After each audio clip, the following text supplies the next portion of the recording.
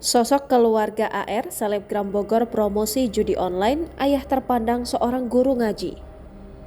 Ara Mudrikah alias AR, selebgram asal Bogor, menjadi buah bibir di kampung halamannya di Kelurahan Cikaret, Kecamatan Bogor Selatan, Kota Bogor setelah ditangkap karena iklankan judi online di media sosial.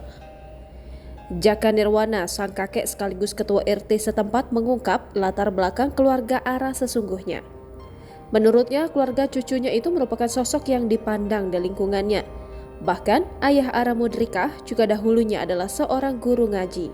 Maka dari itu, warga sekitar pun menghormatinya. Bahkan rumah yang ditempati oleh orang tua Ara Mudrikah adalah pemberian dari yayasan. Hal itu dikarenakan sebagai bentuk penghargaan ayah Ara Mudrikah yang sudah mengajar ngaji. Lalu, ibunda Ara Mudrikah merupakan sosok yang aktif di Posyandu.